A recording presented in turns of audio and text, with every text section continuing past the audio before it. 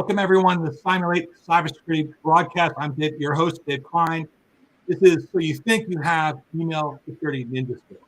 Today we'll be talking to a very good friend of mine and colleague who is an email expert, George Nazarey. When you think about email still is the number one attack vector hackers use to get into environments in a big way to control and dominate. And so today is all about learning how better to shore up your email external attack surface, solving things like poor hygiene, finding what best practices are, not only in the security solutions that you put around email, but actually in the servers itself and even the clients. A lot more than just phishing, right? Phishing campaigns that you do with your employees. There's a lot of stuff here, a lot of moving parts, and it's important to get it right. And again, George Nazarey and I go way back. We've worked together for a long period of time, especially during U.S. federal customers, working with federal U.S. customers, doing a lot of work. Some things we can talk about, some things we can't. But anyway, George is a Youngstown State graduate, as you can see by his shirt. Probably worked on one of the largest email security deployments I've ever seen. And today he works for CrowdStrike as a regional sales engineer. The comments are his and not reflective of CrowdStrike. George, how are you? I'm doing good, Dave. Thanks for having me on. Didn't know I had so much. I was working with you, before you had gray hair. So I mean, we go way back there. You worked with me when I had hair. And this beard wasn't Santa Claus white. Yeah, so for a long time, and a lot of great stuff that we worked on together. And so today we're talking something that is totally in your wheelhouse: email security and hygiene. And let's start talking. Let's take this from a cybersecurity kill chain perspective. So let's start with the reconnaissance phase. What are attackers taking advantage of before they even send their first email? So I want to take one step back from that, Dave. So the first thing is, to get email, you have to publish in an MX record, so you want that to be public. Unlike some other things you're going to have in your security stack, everybody has to know how to send you email, so that is a public knowledge. It's very simple to get to. So you're able to see that, so on the reconnaissance tip, I just have to do a simple dig command with MX, and there you go. I have a couple IP addresses that are either in your network or in cloud, since everybody's moving to cloud now. We know it's in some other data center, but I have a way in. I know port 25 is going to be open, because if it's not, you're not getting your mail. So people are complaining on that. So from the reconnaissance point of view, it's a piece of cake. You really have no idea if a person even did this lookup. Because if you look at your DNS server with all these lookups, you're getting thousands, if not millions a day. So trying to find that one needle in a huge haystack would pretty much be impossible on who's a legitimate and who's a non-legitimate request for your MX record. Right. And that gets into some really interesting things. We talk about external attack surface management and the reconnaissance phase. Our company, Simulate, does a lot on this, and our customers use us to test their external attack surface. And what we found is things like 80% don't have anti-spoofing SPF email records. They don't have 77% don't have sufficient website protections. 60% have exposed accounts and infrastructure. 58% have hacked email accounts. 37% have used externally hosted Java. 26% have no Dmarc record for the domain, and 23% have SSL certificate host mismatch. Talk to me about things like that. How can hackers take advantage of that?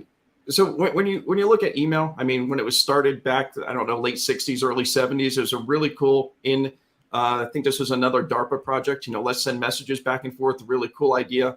And there's a couple of things, back then they didn't think about security. Okay. So they've been adding things onto it. If you look at one of the things that is almost on every single email is an attachment.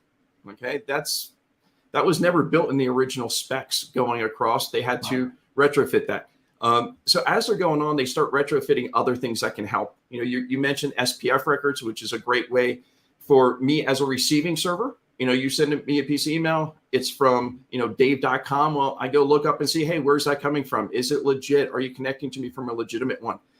Then you have Dmarc, okay, which is a combination of some of the body and the headers. As the email is being sent out, we do a checksum and encrypt it and send it out. So when I receive it, I look up your Dmarc record so I can unencrypt it. The lovely, fun public key problem that everybody has. But again, that's public knowledge on where it is to be able to fetch it. And I can see, hey, this is legitimate. It came through your mail server, so this should be good. Where hackers can have fun with that. If you don't protect your DNS server, I can get your key. And if I can possibly get your key, then I can start really sending legitimate mail as you. If I could modify your SPF record, I could send as you and just don't put Dmarc. As you said, there's like 20% or something of people using it. So, okay, it doesn't have it. No big deal. This is another person out there. But I modify your SPF record. I can have fun, Absolutely. Absolutely. And again, these are the kind of things, SPF records, Dmarc, things that from a client side and server side need to be enabled to really help you. You always hear it's always DNS, right? Always DNS. It's so easy if you can spoof a DNS record and to be able to send people to malicious servers and things like that, which is really kind of scary. Extremely important to take care of these kind of things and stuff like that. And then stolen accounts, right?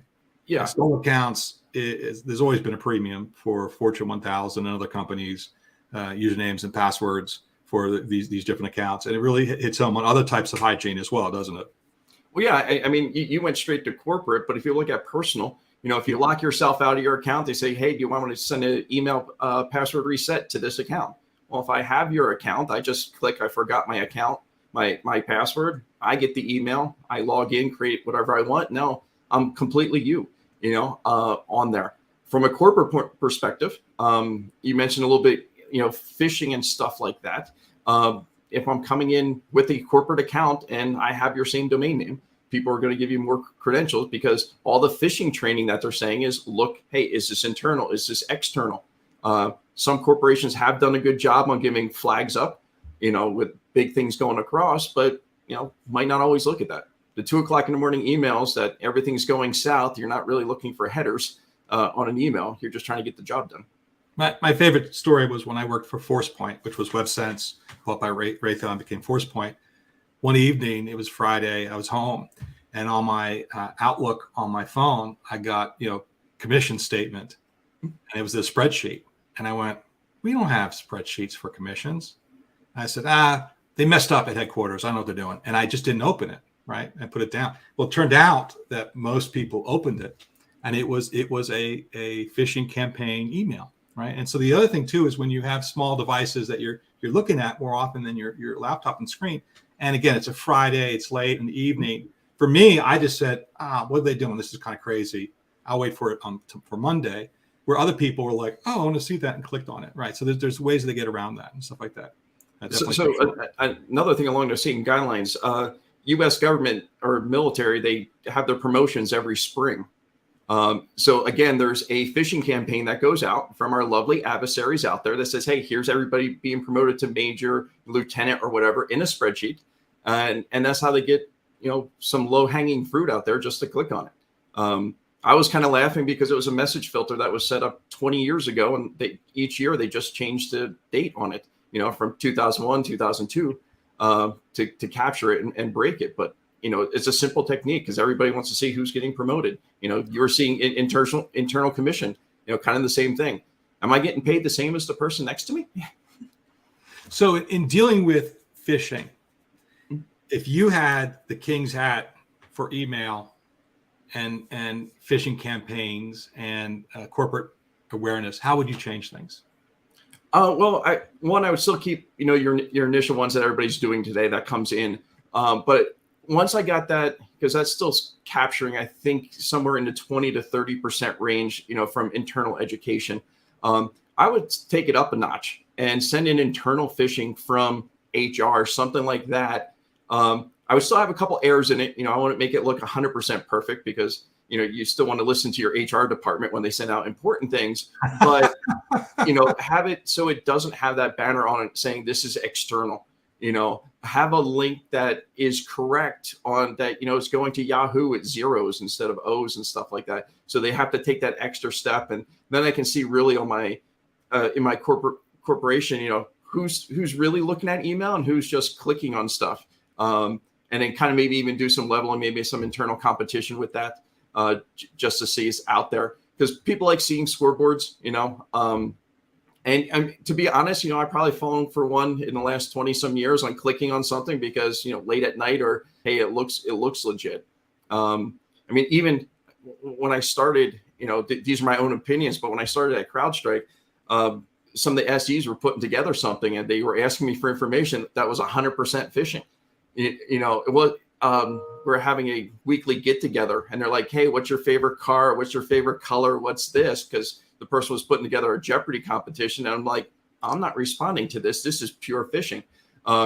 17 emails later, he did get some of that information because I knew it was a legitimate internal thing. But 3 days on the new job and you get this email, it's like, they're really testing. I would say the one thing I would want to add to corporate phishing campaigns, and this comes from my experience, and I know you have a few ghost stories like this as well, was I worked a case, I'll just say I worked a case, an incident response, where a number of people, 800, had downloaded a version of WhatsApp. And it was a pirated version for the Android operating system. So not pirated, it was a watering hole version, which our adversary had taken and had control of it. So because they also had Outlook Web Access enabled, then they were able to use that pirated version of WhatsApp to take advantage of Outlook and their email to send emails that look legitimate from the actual user themselves. And this was a prime example of why you need multi-factor authentication, number one. Mm-hmm. And number two is really awareness on what you download onto your phone. Make sure it's the right application. Make sure it's not a pirated version. Make sure it's working as advertised, right? And things like that. And in certain situations, one of the things this agency did was remove Outlook Web Access, made it clear that you're not to use any device but your government furnished laptop for the email in that situation because of the intensity of it. So I have a similar story from one of my partners that they actually now use as a selling campaign for a couple products. The CEO emailed one of the account managers, small partner, less than 100 employees, saying, hey, I'm going on vacation, but use Signal. Signal is a very popular app out there. But the problem was the link was to just in the email, he says, go to Signal and download it. Didn't give him a link, anything like that. The sales guy went, no problem, I can go grab it. Went to signal.com and downloaded it and then their software on the back end, because luckily they had a good EDR solution, went nuts. And he's like, well, what happened? It's like, well, you told me to download this. Well, Signal is actually signal.org, the correct application, not the watering hole sitting out there. I've gone to both sites. It's really difficult, except for the .com and .org, to tell them apart because they did a complete screen scrape or website scrape, and it looks exactly the same. But legitimate email, legitimate communication. Just, hey, I went to a .com instead of a .org. So you got to watch out on everything there. Because that wasn't even a phishing attempt. It was a legitimate thing that a CEO was asking one of his employees to do. And in a small organization, you do talk to your CEO on a regular basis. It's not these Fortune 100 companies that, you don't get an email from your CEO asking for something. Yeah. So going from the reconnaissance and the initial phishing or other types of ways that people are being exploited, let's talk about first-party controls. So in Simulate, we talk about first-party controls being things like operating systems, the applications, so the servers, the Exchange servers, the DNS servers, and then the third party is all the security devices that you think about. So first party, let's talk about hygiene and things you could do in your email infrastructure first, as far as a server point of view. And of course, you have to mention about Exchange, because Exchange is, Microsoft. We love Microsoft, and they have their own way of doing things. So it's important. So let's get into servers and Exchange. So what we brought up first on the recons, everybody knows your IP address of your mail server. So it will be a target. And you're supposed to lock it down to the port 25 and this and that, but that's still one port that's open. Exchange and stuff like that. There has been exploits over the years that I connect to port 25 and I can have some fun with it. I can run an exploit and now I'm sitting on the box. Maybe I can get a list of users on there and make another way to connect. So you got to make sure you stay up with patching with those. The good thing is, email, if your mail server is down for 5-10 minutes during a reboot, it's not the end of the world, because the mail queues by default, so it comes in handy on there. Yeah, I still do it not during prime time because people would still be complaining. But if it's not like I'm taking out my web server or something like that, and it looks like I've gone dark. Streaming media, your voice over IP telephony, right? Exactly. But at the same time, that's the major one. We all get those lovely emails from Microsoft saying, Exchange has patch 1, 2, 3, up to whatever number. Hopefully you have a 64-bit operating system to count that high. But the other thing though, that's the blaring obvious one. Hey, I got an Exchange as publicly facing. If you're in Office 365, they're doing more of that for you.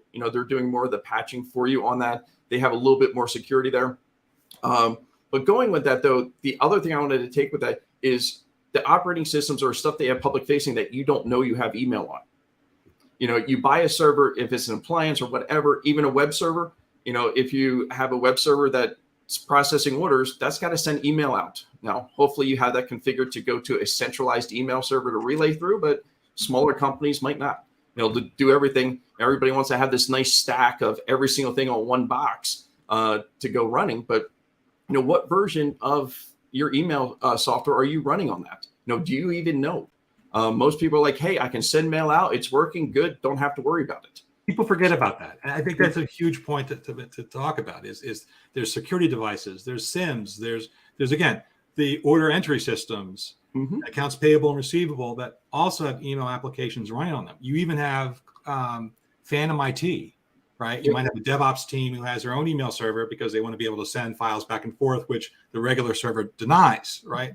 The key thing, I think what you're saying here is when you think about, and we'll get into testing and offensive testing and cybersecurity, but really there needs to be a discovery process in place, a continuous discovery process that looks for these different mail services. Right. Not only the ones that you expect to be there, but other ones that you find that are responsive. And oh my God, there's other ones out there. And I mean, if you look at Linux, I love Linux. This isn't a bash on it, but just about every single Linux. A bash on it? Yeah, that was pun intended. Geek humor, folks. You'll look at it that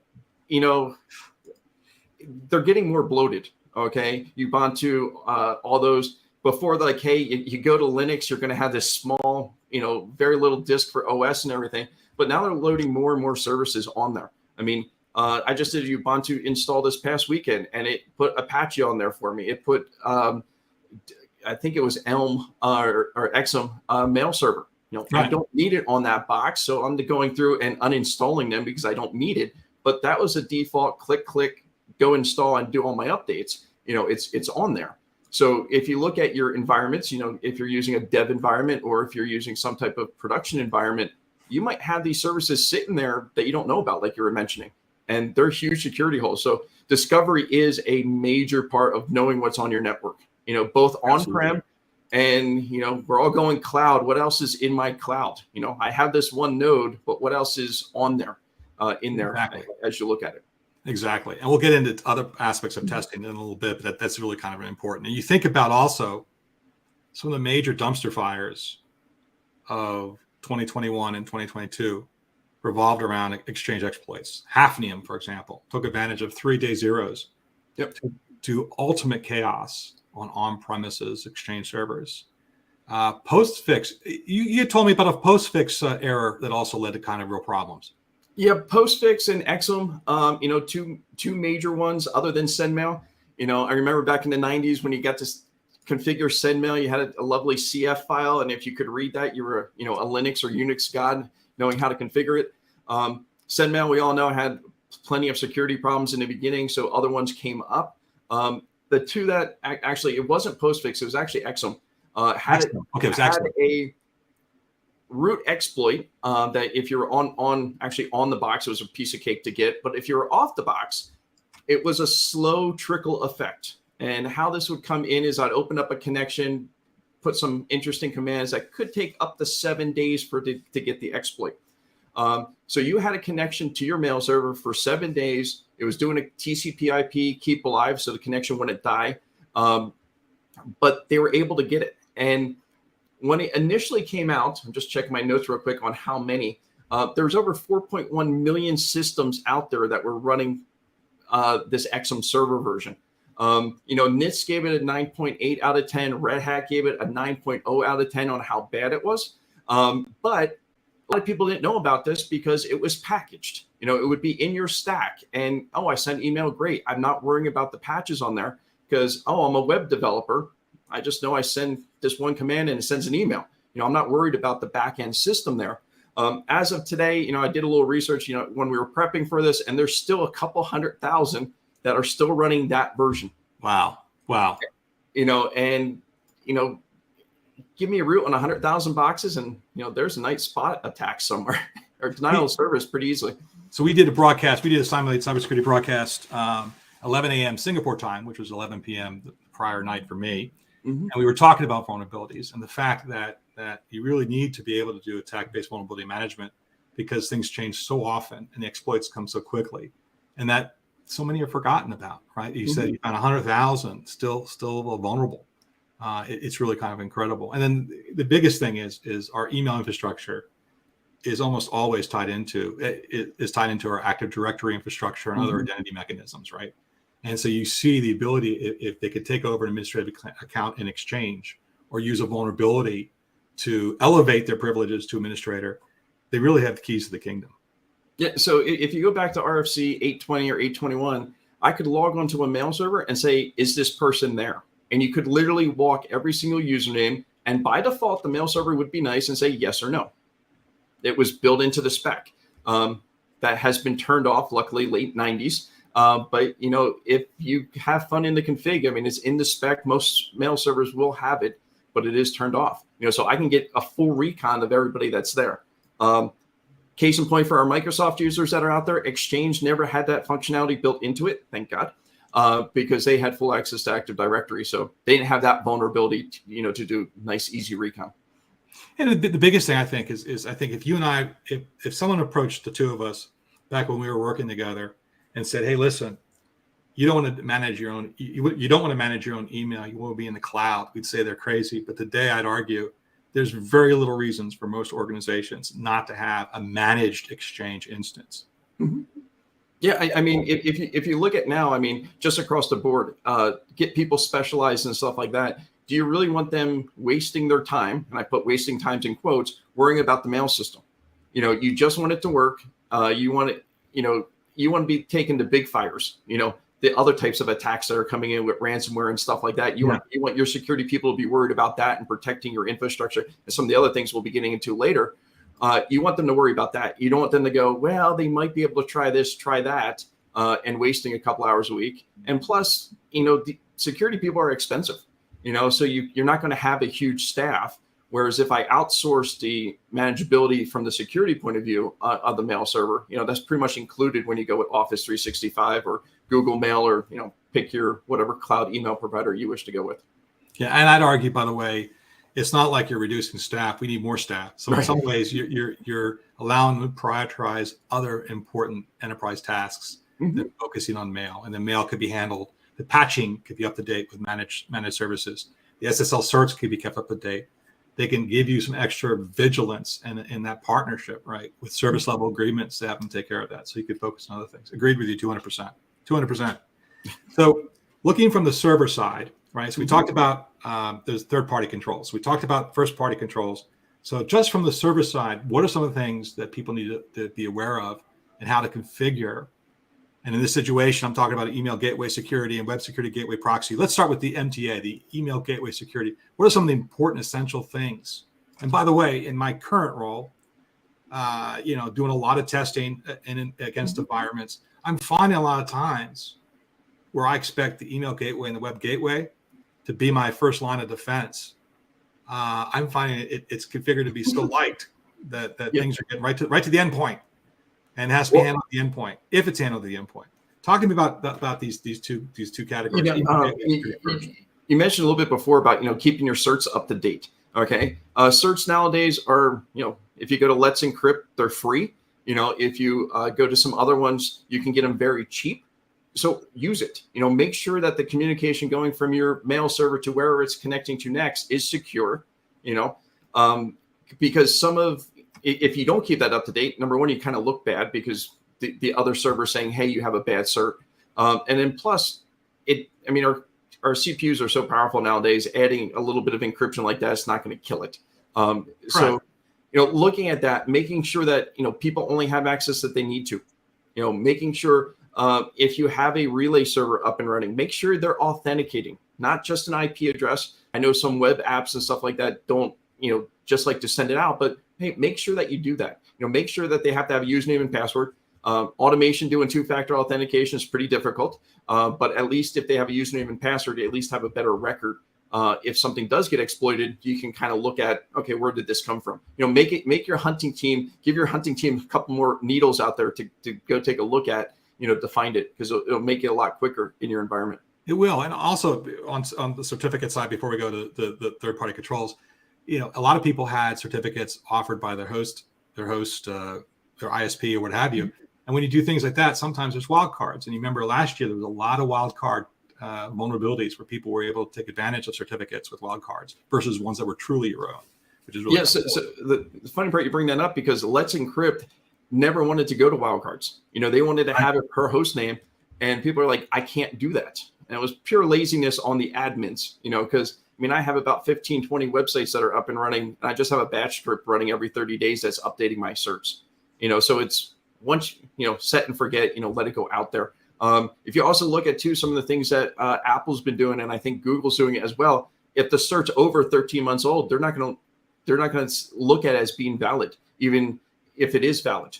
So that's something too, to get the search rotating, so things are changing. Yeah. So going into that third-party controls on the server side, email gateway security. Again, I talk about often when I see testing. Often a great line of defense is underutilized. What are ways to best utilize your email gateway security? Well, have two things. Have a gateway, that's kind of like your email firewall, for another term. Only have port 25 open to it. And then also when it's sending to your Exchange or whatever you're having for your internal mailboxes, base that to IP. Say, okay, it has to be this IP address. You never DHCP your mail server. If you do, we'll have other talks, but it's not something that's moving, so it's kind of easy to figure out when you have your network diagram that, making it simple, .25 on your network's your mail server, and the key by IP address is not to have it be spoofed with right. But in DNS, right? And also check your mail records every once in a while, see what times they've changed. Again, you can write a simple bash script to, look it up, and, you'll only have to reset that script when you change your MX record, and you really don't change your MX record that much. Once you get the domain up and running and just receiving mail, that's one of the things you don't change. Allow and block list as well, right? Allow and block list in place. Yeah. Also, you think about the first line of defense against malformed files, right? Files that say they're one thing, but they're something else. You could do that at the email gateway. You have sandboxing capabilities. Yeah, so going with that, once you receive the email, we already talked about SPF, we talked about DKIM and Dmarc, actually have some policies in that, limit, a reasonable message size, 25 megs or less. When I was at Cisco, I used to teach a class, I put SMTP does not equal FTP. Okay. if I'm sending you an ISO or something like that, I'm going to go put it in a repository for you to grab. I'm not sending that through email. And then, put some simple policies. If there's attachments coming through, maybe only allow Office attachments. Don't allow EXEs or anything like that comes through. And you touched on something very important. Do typing. If it says it's a doc, but I check and it's an EXE, we know there's a problem there. Correct. If it's a PDF, same thing. The latest Microsoft problem that they had with Word documents, all you had to do was change it to RTF. Correct. So if I'm able to check the extension and actually do, magic typing of it, which is a very simple process, doesn't use that much processing power, you at least have another layer there. Correct. By the way, I'm not for totally allowing Office documents. Office macros should die a quick death. Office macros should be totally disabled in your environment.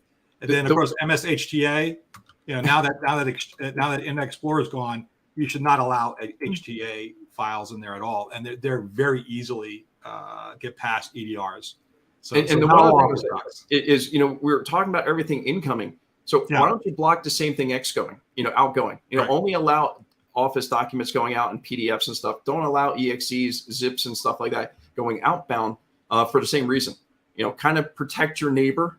If they don't have it turned on, at least you're doing your part on that side. And then you have things like content filtering, Mm-hmm.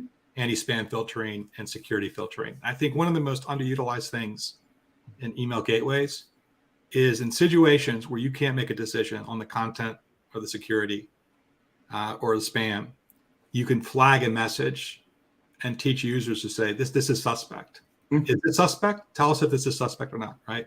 And be able to have additional processing to allow for that. I think that's really kind of critical. Yeah, and I would also, most of us are using Outlook because we're stuck with it.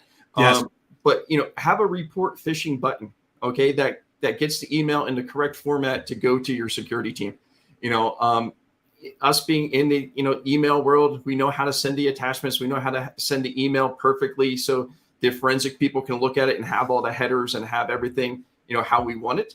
But there's some people that just don't do it and, just make it quick, easy. I hit the report phishing, it goes to the correct people. It gives me the information I want, so I might only have to ask the person a question or two instead of walking them through 20 minutes on how to send me the correct information. Right. Absolutely. So once you have that email side tuned down on the mail gateway, there's also the web security gateway, right? So often what happens is a message comes in, it might have something that gets past the email detectors, goes to the endpoint, and then a URL goes out to grab additional things. Could be a dropper file, could be a new part of an exploit. What are things we could do with the web security gateway proxies in a better fashion? So on that, if you can do SSL decrypt, it's great. So you can see all the traffic, all the lovely numbers you mentioned in the beginning. About 60 to 80% of traffic nowadays is SSL encrypted going to the web. Your basic proxies will not be able to see that, unless you're doing some type of decryption. So having the decrypt, having do not allow locations, having block lists going outbound, do your employees really need to go to Facebook during work hours on your corporate network? Probably not. Maybe a couple HR people or marketing people so that they can see different things, but limit it down. Even, set up for different groups. If I'm a developer, yes, I can see, some GitHub sites because I might need to, use it for coding, but do I need my account managers to get to GitHub? Probably not, and same thing, looking across, kind of break down your organization into the different departments and what do they need to go out there to. Absolutely. And if they complain, they always have a home PC that they can go to. They shouldn't be watching YouTube or Netflix at work. Use your home PC, use your phone, whatever for that. Correct. Going across. So we've talked about email server, both first party, third party controls. Now let's talk about the client side. And I have a big hair shirt about this. We've done a lot of research at Simulate. We've done a number of surveys as well as look at usage data of over 1 million tests of people running in their environments, testing their environments and optimizing them. And the biggest thing is that client side. So talk about the operating system for the client, least privilege, multi-factor authentication. So I want to break this into two parts. Okay. You have one is if I'm on my laptop, okay, because I'm probably using either Outlook or I'm using Apple Mail, depending on what you have there. And then the other one's mobile. We'll take mobile second.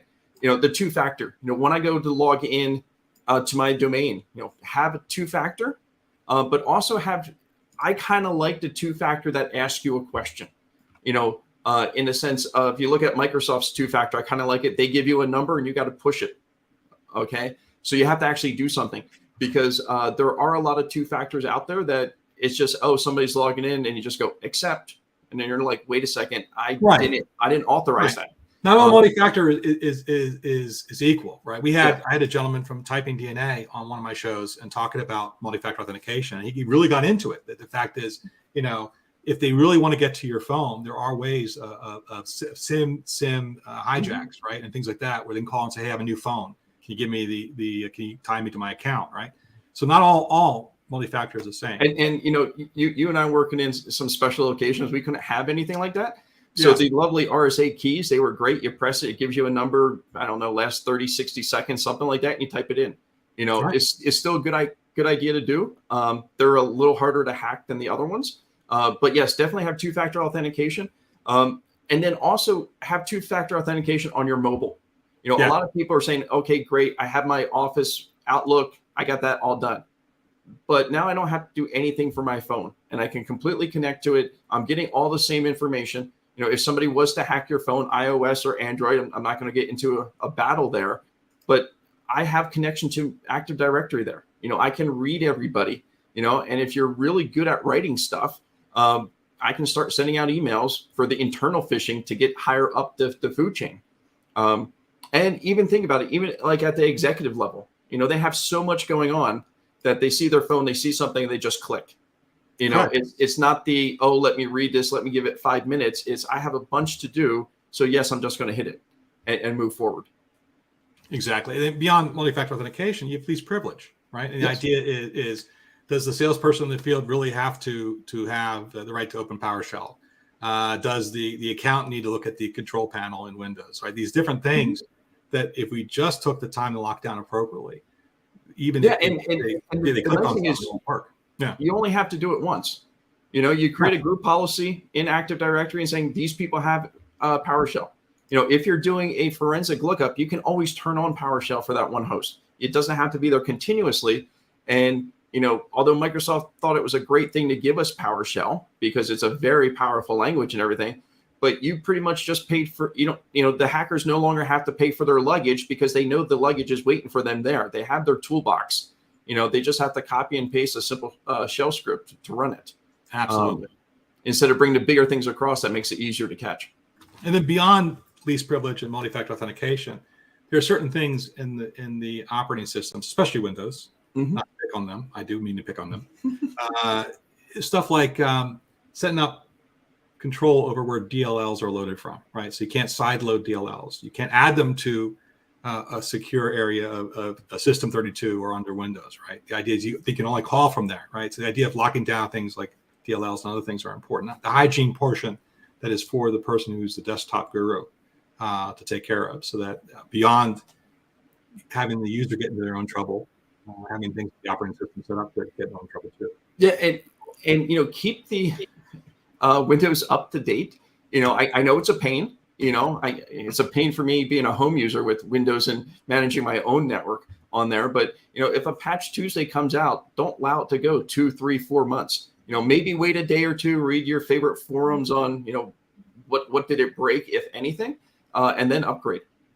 Because, if I remember from a previous job, we were able to use hacks in like the Asia market for Windows 2007. And it worked there. It didn't really work too much in North America because most of the North America servers were updated. But it was like, now I can use my bag that I thought was old, can't use these hacks anymore. I can just go, to a different region and play around with it. If you look at that too, Linux has been kind of ahead of its time. We have sudo, okay? If you want any admin privileges, you got to type your password in again. You can add two-factor authentication to that as well. So if they're doing something at a admin level, they have to add that in there. You had Tripwire, which everybody hated installing, but it took care of that DLL problem because it kept all the simple, MD5 checksums going across. Right, absolutely. A single file. Yeah. Yeah. So from a third-party client side, I think the biggest thing we could say here is it is the error of EDR, right? It can't get around it, right? Antivirus signatures. That's a whole outdated way of doing things. You still have your Microsoft Defender, which actually works pretty well. See, I'm not always bad about Microsoft. You fire your antivirus vendor, you get Microsoft for that. But EDR, you have to have EDR today. Yeah, I mean, even if you're a small organization, once you get past the 3-4 people, put EDR in there because the EDRs nowadays, okay, are actually seeing what people are doing. I mean, there's a lot of different things that, you're talking about antivirus being outdated. You're correct on that. But it gets rid of the noise very easily. Okay, that's a very simple. Let's get rid of a lot of excess noise. But if I start opening a couple files, I start doing a couple things, the EDR will kick in because there's machine learning, there's artificial intelligence and behavioral analysis on that endpoint to go, hey, this doesn't look right. Or a lot of the vendors out there are saying, we've seen this from IR events that they clicked here, then they went here, these 3-4 steps. They're able to work that in to say, oh, if it does this, we're going to kill it and we're going to report back to it. Absolutely. And the other thing too is, we have all these remote workers. So you're no longer on your corporate network to say, okay, this is a little easier to protect. I only got to put a moat around my house. Now I got to put a moat around the world, which just won't happen. But by the way, it'll never come back. It'll never come back to pre-2020. We're never going to be a situation where all of us work mostly 9 to 5 in a centralized location anymore.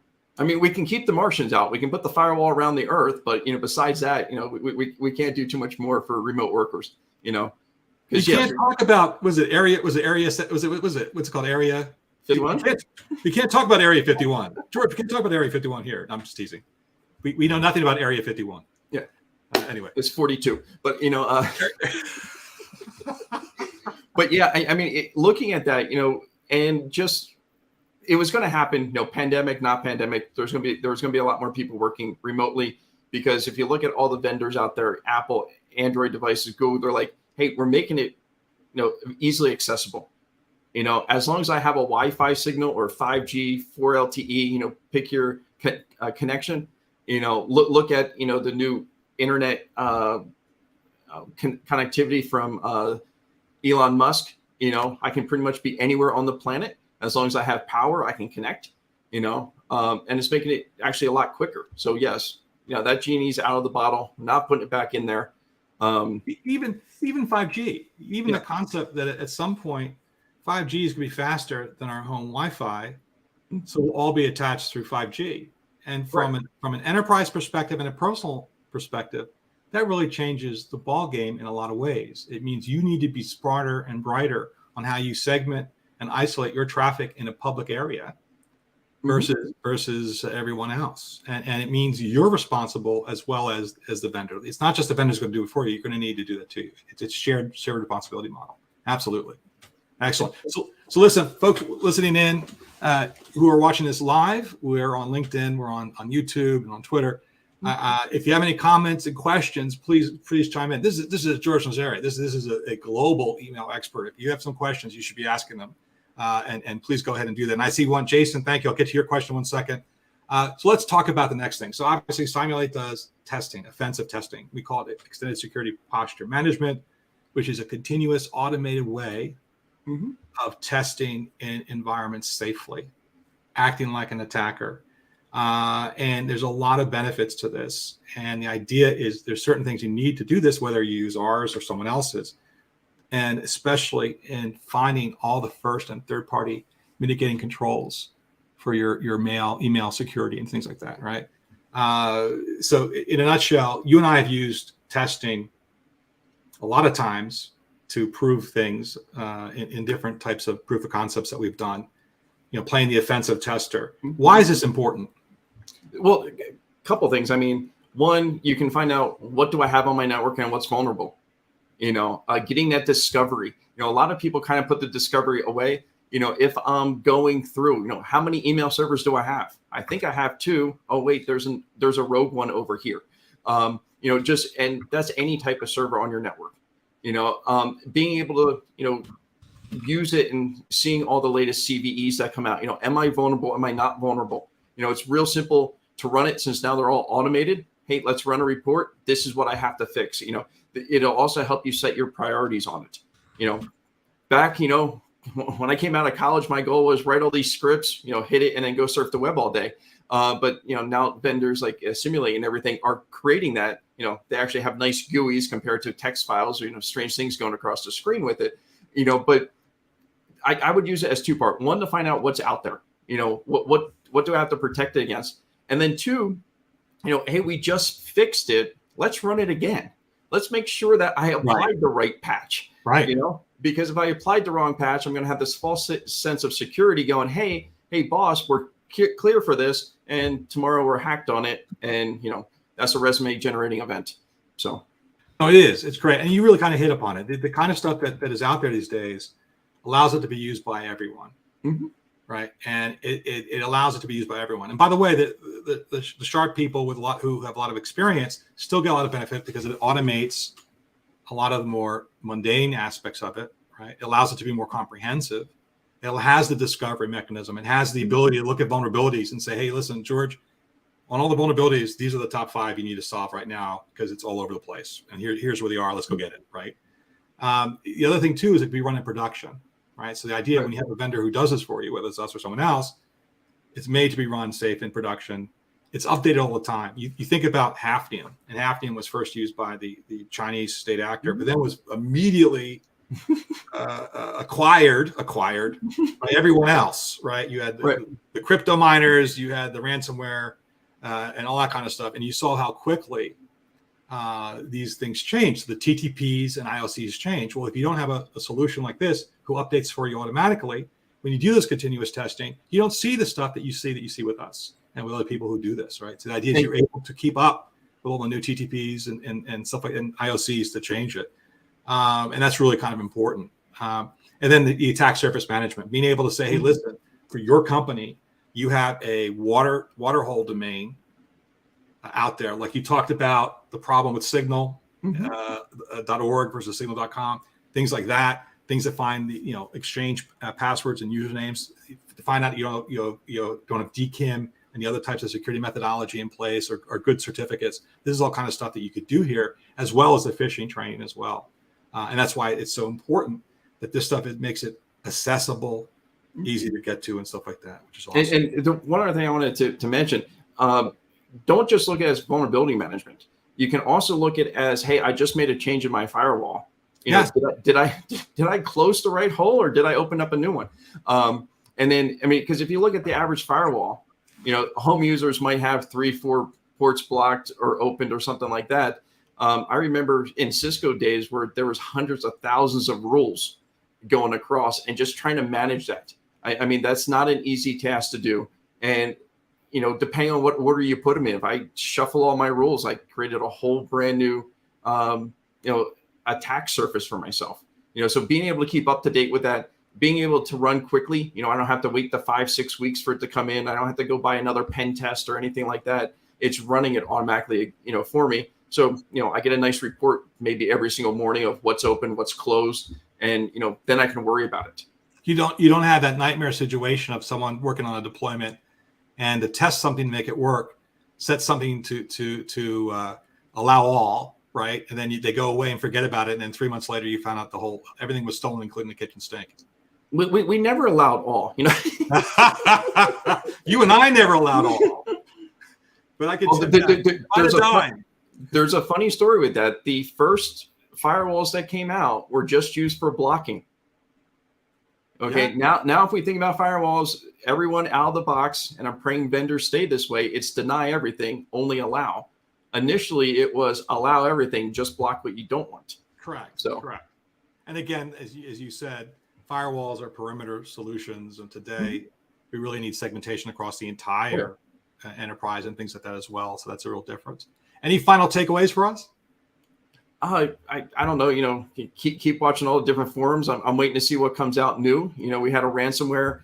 That's still heating up there. I think crypto might get a little slow because the market took a hit, but it'll still be out there.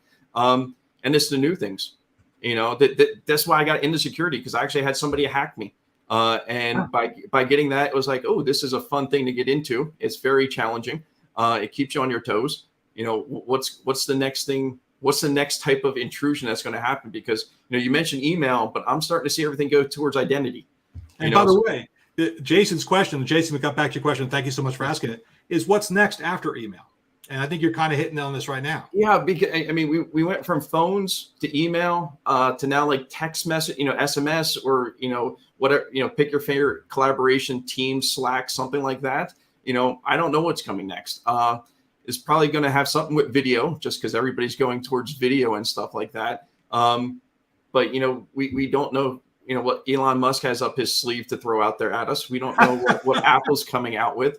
And again, we don't know, what these teenagers are out there programming that's going to take over the world. I mean, if you see how, MySpace went to Facebook, Facebook went to, I'm showing my age because I don't know what came after Facebook. Instagram. Sign up for Instagram. My daughter. So, you're going to have a next one that comes out there with it. Absolutely. And we'll need some type of protection for it. Absolutely. Well, George, thank you so much. I'm going to have you back a million times, my friend. This has been so much fun. And thank you, everyone. This has been the Simulate Cybersecurity broadcast. I'm Dave Klein. Thank you so much. Thank you, Dave.